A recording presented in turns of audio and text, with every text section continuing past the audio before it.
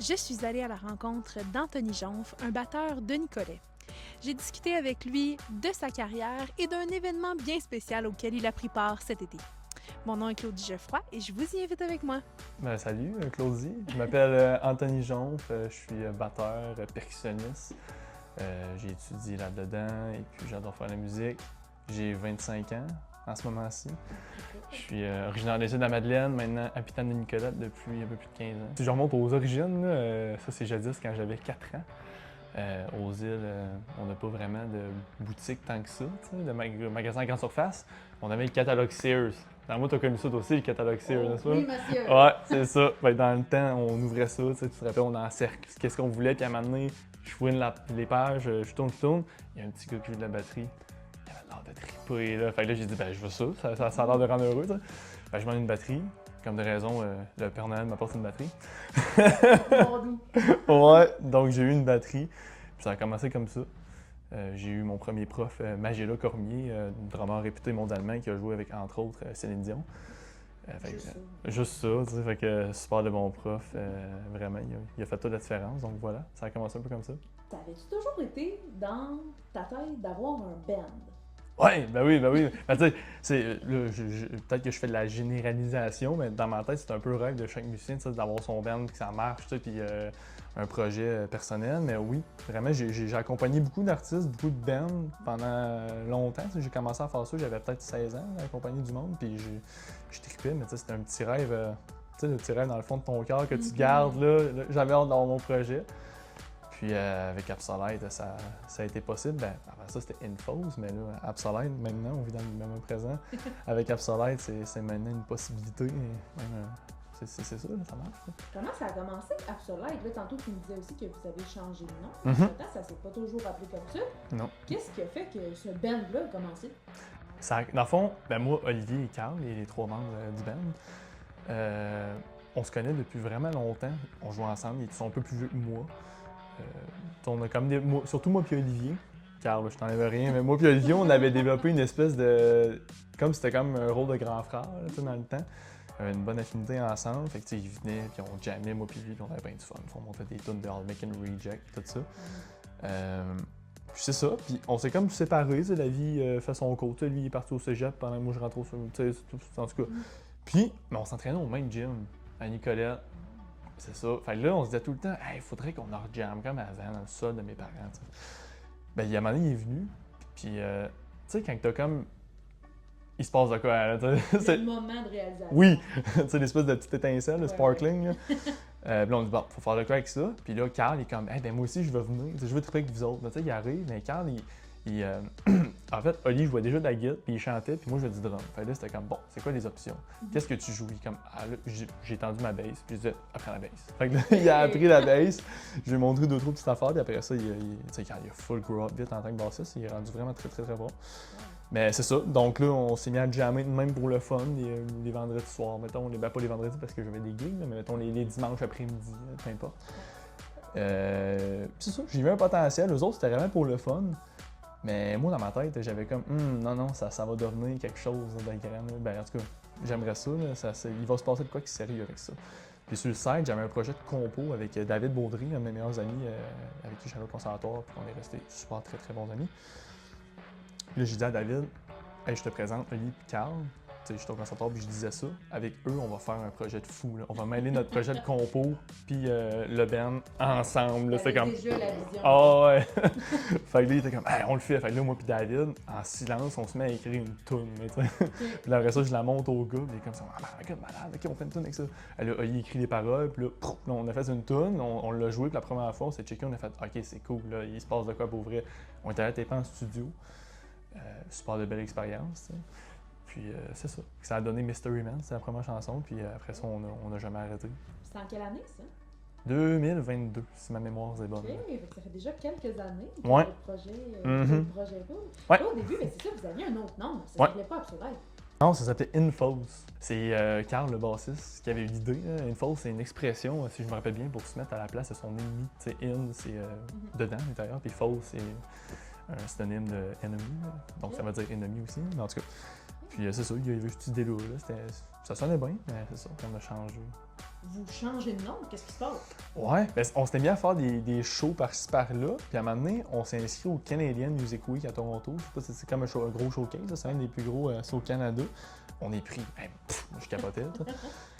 J'appelle des gars, oui, on est pris au Canadian Music Week. Tu sais. Ouais, on s'en va là, on joue 2 shows, mais c'est pas juste les shows qui est important là-bas, c'est tout le networking puis le PR que tu fais en background, là, tu sais, aller serrer des mains. Puis ça, c'est plus moi qui fais ça.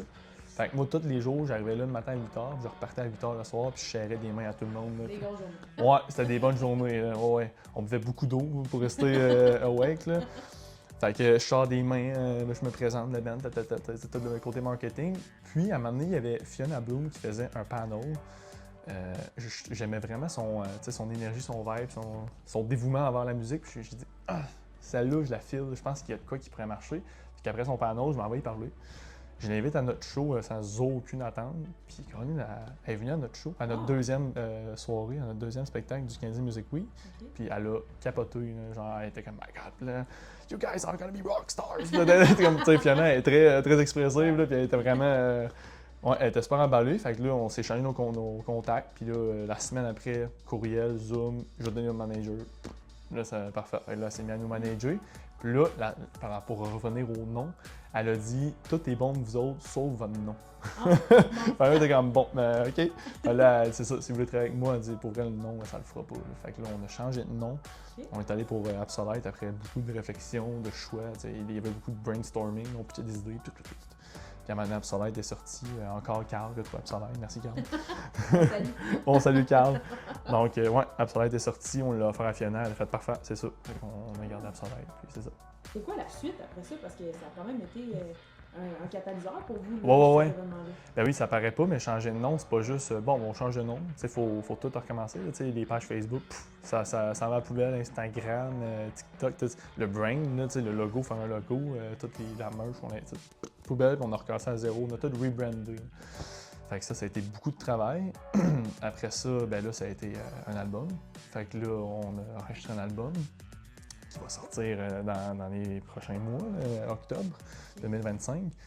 Mais c'est ça. Fait que là, on a sorti notre première chanson sous le nom Absolite. Ça a recommencé à zéro en novembre passé. C'était You Are Right.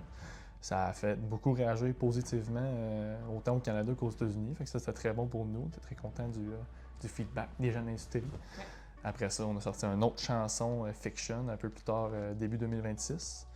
Puis là, on a sorti la semaine passée, quelques jours à ma génération, The Lines You Paint. Donc voilà. Puis après, ça a été faire des shows. T'sais, on a booké des shows sous le nom Absolite. On a fait le Théâtre Belco, l'Entité. On est allé en Europe, on est allé aux États-Unis. On a fait le Festival Génération. Fait qu'on essaye. Ouais. Tu as l'air de voyager dans la dernière année. Oui, absolument.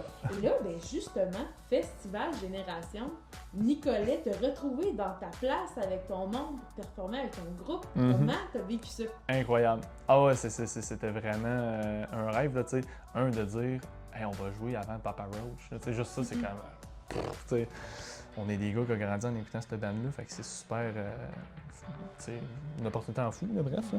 Puis jouer sur une scène de grosse production comme ça aussi, là, on s'entend, mettons quelques semaines avant, on jouait dans un bar, là, on joue, wow, c'est vraiment cool. Avec toute la prod, là, on est rendu avec notre tech de guide, notre tech de drum, notre soundman, notre éclairagiste, fait que on est comme, hey, ça marche bien, là, c'est cool. C'est vrai que c'est pas juste la musique, c'est rendu une équipe à l'ensemble qui travaille pour mener le band le plus loin possible. Exact, on n'est pas tout seul là-dedans, là, parce que, c'est une affaire de vision beaucoup, mais moi je suis vraiment du côté que c'est difficile d'y arriver tout seul. C'est pas plus de travail, c'est juste différent. Puis nous, on a fait le choix de dire hey, on s'entoure de gens pour builder vraiment, comme tu dis, une équipe, puis essayer d'amener ça tout le monde ensemble. Puis c'est pas la première fois que tu vis le Festival Génération, tu l'as vécu il y a 2 ans. Avec le même groupe, mais qui portait un différent exact. nom. L'an dernier, avec Éric Masson. Avec Éric Masson. 3 en 3, mais cette fois-ci, avec ton projet, j'imagine que ça devrait être excitant. Oui, vraiment. Ah non, c'est fou. Puis on voyait la réaction des gens, puis c'était vraiment positif. Puis on sentait, je sais pas si c'est l'engouement, le bon mot, la réception positive des gens.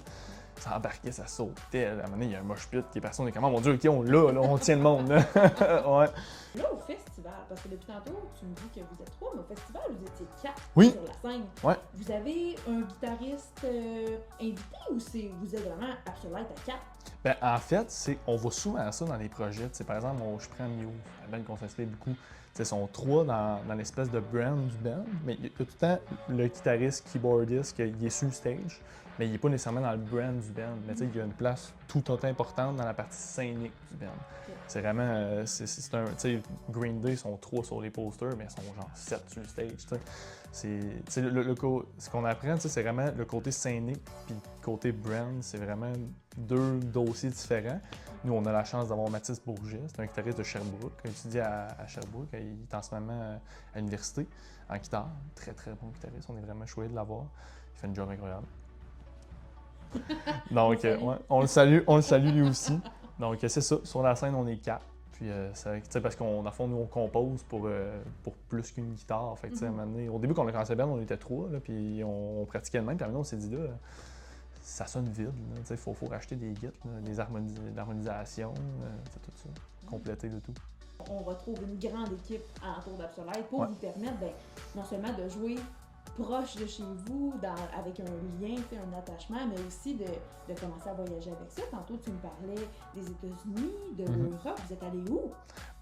Aux États-Unis, on a fait, dans le fond, Philadelphie, Pennsylvanie. C'était pour Launch. C'était un showcase comme SMW on a fait pour présenter. Dans le fond, un showcase, pour ceux qui ne savent pas, à la maison, c'est des bands émergents qui jouent devant des promoteurs de festivals, des directeurs de maisons de disques, des publicists, des managers, vraiment du monde de l'industrie.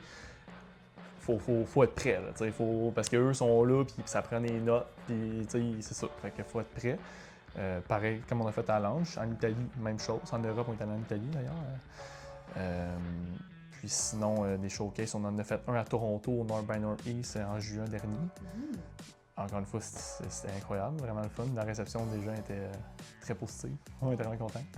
Ça doit être gratifiant aussi de se dire « Hey, c'est notre projet. On l'a bâti de toutes pièces, on avait une vision, puis là, on s'approche de plus en plus du rêve. » Ah, c'est fou, là. C'est fou, là. Puis, tu sais, la vision, par exemple, Motley Crue, Kiss, eux autres, là, ils voulaient amener un show de stade dans les bars. T'sais. Moi, j'ai tenu la vision. Moi, je veux faire des stades dans la vie. Là, je vois rien de moins, mais c'est pas ça. C'est que, moi, c'est ça que j'ai envie de faire. Là. Je crave de faire des stades, là, de jouer devant 40 50 000 personnes. Là, puis c'est vraiment, j'en parle, j'ai des frissons. Ben, tu mets tout en place pour que ça se fasse. Ouais, ben c'est ça, j'essaye. Puis tu sais, ça part, tout est dans. Je dis là, le monde qui me connaissent, qui m'entend ça, vont rire, mais tout est dans les détails. Tu sais, par exemple, les tunes qui s'enchaînent. Tu sais.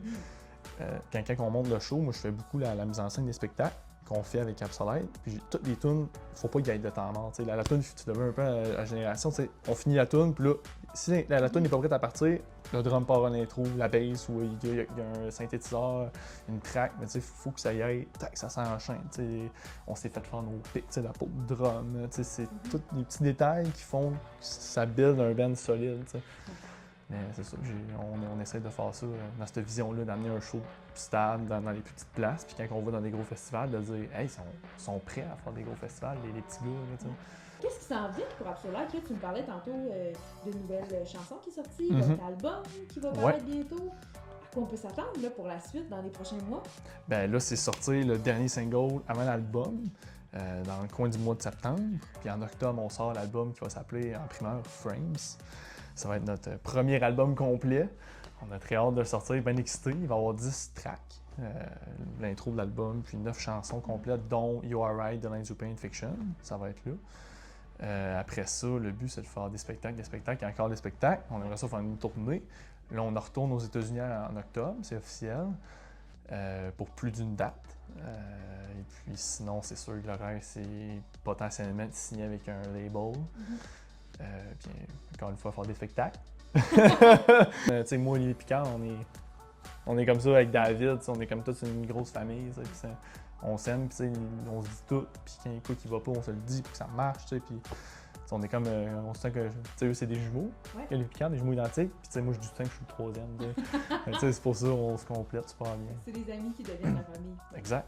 Ah oui. Où est-ce qu'on peut vous suivre, Otto? Sur toutes les plateformes. Hey, on a même TikTok à cette heure. On a toutes. Spotify, Apple Music, Amazon Music, Deezer. C'est TikTok, Instagram, Facebook, Twitter. Ben là, c'est plus Twitter, c'est X, mais toutes les plateformes Pour YouTube. vos dates de spectacle, pour vos prochaines sorties, c'est là que ça se passe. Sur ben ça, si vous voulez vraiment des dates, sur notre site web, ApsolineMusic, avec un C en anglais, .com. ApsolineMusic.com en anglais. Ça, toutes nos dates, on les met à jour tout le temps. Il y a dans des spectacles, tous les liens vers les plateformes numériques, les photos, les chansons, tout ça. Eh bien, Anthony Jonf, merci beaucoup et on te souhaite le plus beau des parcours avec toi. Merci beaucoup. Merci à toi, Claudie.